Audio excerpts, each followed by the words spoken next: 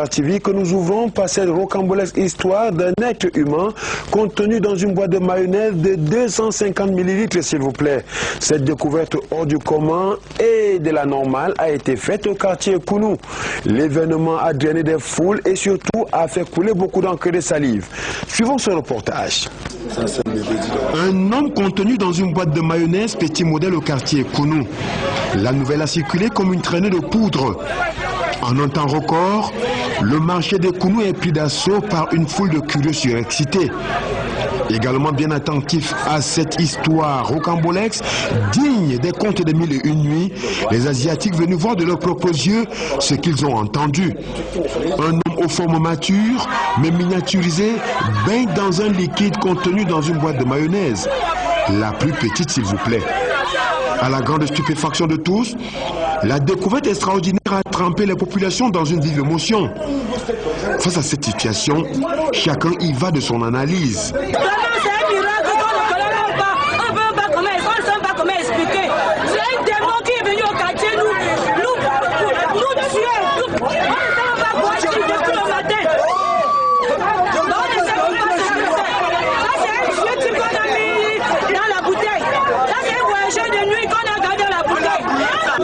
Là, on a constaté qu'on a trouvé une bouteille à côté de la route où c'est un vieux qui est dedans, on ne connaît pas. On a trouvé une petite bouteille là, c'est un vieux père. Cette femme mère de jeune fille, après avoir vu plusieurs fœtus, connaît sa taille normale. Ainsi, elle croit Dieu confère à une pratique de sorcellerie. C'est pas le fœtus. Quand je vois ça, quand il y a le fœtus, je vois le cordon coupé. Mais il n'y a pas le cordon. Moi, j'ai avorté plus de 2 fois. Et mes filles là-bas avorté. Moi, quand tu avortes quand la grossesse a 4 mois, le fœtus ne peut pas entrer dans une boîte comme ça là. Même à 3 mois, l'enfant n'a même pas encore. Quand je vois comme ça, c'est une affaire mystique. Un monsieur, on dirait un enfant qu'on a avorté, mais ça c'est un grand-père.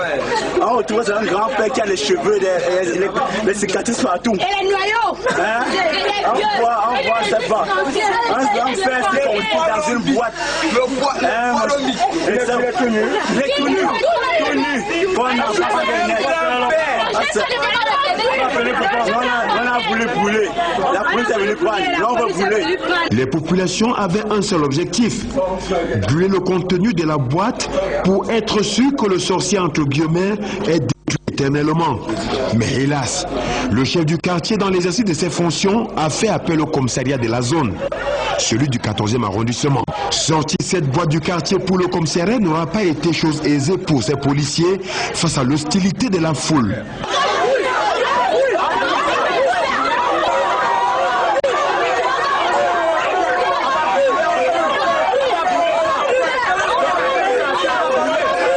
Même déjà au commissariat, la foule menace d'escalader la barrière malgré la fermeté des policiers à garder ces curieux hors du commissariat. Il est à relever que personne ne sait qui est dans la boîte et qui l'y a logé. Tout de même, le chef du quartier explique les circonstances dans lesquelles il aura été informé. Je suis Sa Majesté Ndouane Bidachon, 3e degré comme de l'or.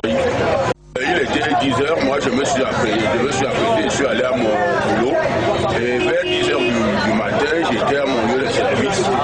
Je reçois un coup de fil. C'est ma petite soeur qui m'appelait en me disant qu'il y a un événement ici au quartier. Je lui demande quel événement.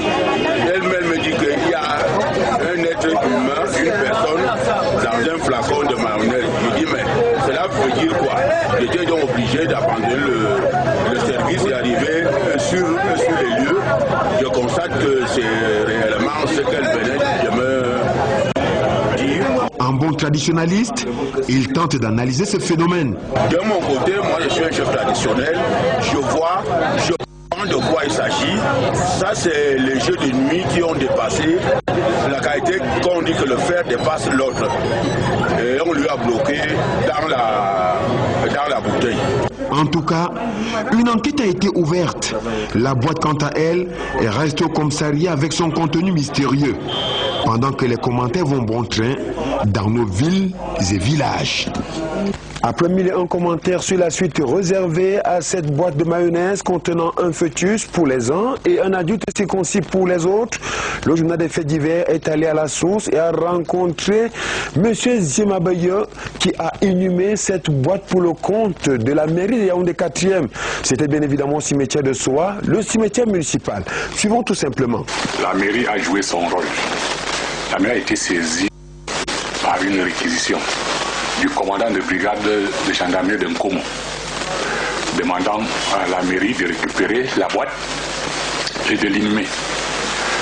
C'est sur ce nous sommes intervenus. Il arrive donc qu'arrivé sur le terrain, nous trouvons que la boîte avait été récupérée par le commissariat du 14e arrondissement. De là, nous représentons la réquisition du commandant de brigade. Ils estiment donc que comme la brigade avait déjà engagé les enquêtes, il vaut mieux que celle qui continue à faire ces enquêtes. C'est ainsi que nous déportons donc en Nkomo, en compagnie du premier adjoint au commissaire. De Nkomo, le commandant appelle monsieur le procureur de la République, le tribunal des Kounou, qui nous demande de lui apporter la boîte en question. Arrivé donc au tribunal, il dit que c'est pour ce fœtus qu'on m'appelle de tous les coins de la République. Il nous demande donc d'aller inhumer.